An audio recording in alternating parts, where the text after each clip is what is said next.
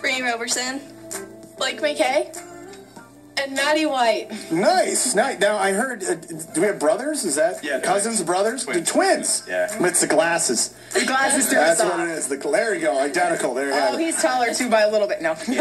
Now, first off, I mean, when is your guys' pageant? When are you guys going to be ready to go and show everybody your skills? Our actual pageant's on April 9th. April 9th, so you're getting really close. At 6 p.m. 6 p.m. And now where can people get tickets? You can pick up tickets after spring break from our office lady, Miss Murray. Nice. Or you can buy them at the pageant. There's a ticket booth there. So you can go show up the day of and get the tickets that way too. Now, I guess what I've learned from having different schools in here is there's different kind of criteria of you guys being selected or being in the pageant. So what did you guys have to do to be in this year's pageant?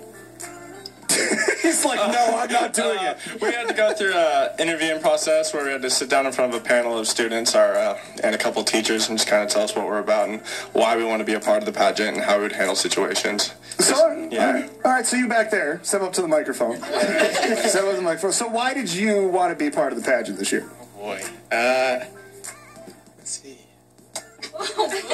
One of the biggest motivations I have is just how many friends I have that are actually NICU childs themselves. Uh-huh.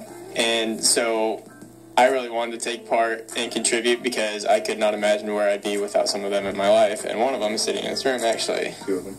Two of them, I guess. Oh, really? So, That's awesome. So two of you, step up to the mic. So two of you are actually NICU patients. So this actually is kind of different level for you guys then.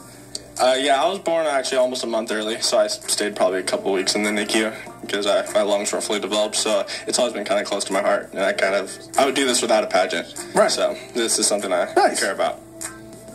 I wasn't premature. My umbilical cord was wrapped around my neck when my brother was born, so I didn't have oxygen for 11 minutes. So I came out and they thought something was wrong because I wasn't crying or anything. So I was in the NICU, I think, for a day or two. Well, it's pretty incredible. So, I mean, this is like a whole, what was it like, I guess, for you guys, and I'll get to you guys too in a minute, but what was it like for you, especially you, going, like, back there? Because you went and visited, right?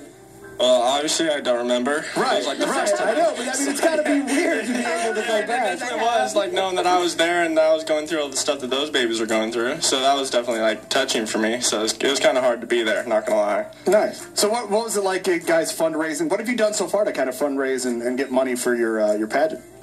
We've had a school dodgeball tournament that a bunch of school, our class, participated in. And just last Friday night, we had a student-staff basketball game.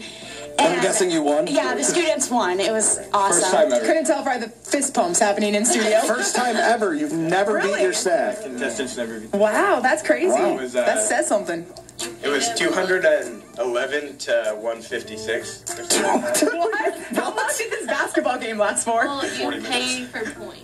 Oh, gotcha. But we definitely beat them without donations. We played for 40 straight days, and we scored that many points. Now, do you guys have any fundraisers leading up to your pageant on the 9th?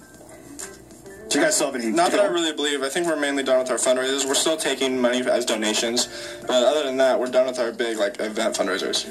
We're trying to plan a car wash. We're trying to find a weekend where it's not raining. So just stay posted. We'll probably do it at Les Schwab in Springfield on Main Street. So let's hope for no rain sometime before April. Yeah, it's probably on a Saturday. Cool. So, all right, man, let them know, everybody, when the pageant is, when it opens, and when you can get your ticket, where you can get your tickets. Do you guys have a social media page people can follow along on too? And if you have the car wash or anything? Somebody else say something. He's been taking over. Talking, guys. Okay, we have a Twitter page, and it's at Mr. and Miss THS Pageant 2016, and we tweet all of our pictures and all of our everything that's going on. Oh yeah, it's at Mr. Miss THS 16. So go follow that to be updated and stuff. Good. Now, what's your goal? Is there a certain amount of money you guys are trying to raise this year? As much as possible. There we go. That's the answer every time. I like it. Now, I noticed the shirts those are some pretty awesome shirts. Is there any Did you guys story design behind those? Our coordinator. Our lovely coordinators did. is Katie. Step up to the mic so I can hear. Shout out Katie Pratt for the shirts. Real nice. So make sure you go out there. Their pageant's going down April 9th. You can get your tickets at their office, or you can get them the day of the pageant right there at the high school. So They're $10 each. $10 each. So there you go. Good luck, guys. Hopefully, well, I was going to say hopefully the winner's in the room, but I guess. Is that everyone here? Are we missing anybody? We're missing one. All right, well, she's not going to win. She didn't show up. So everybody else is going to win. So, no, good luck, guys. I hope you guys raise a ton of money and have a lot of fun. Look forward to check it out. So take care. Coming up, we are going to get to the stories that you might have missed, and Chino's Music Box on the way. Hold on.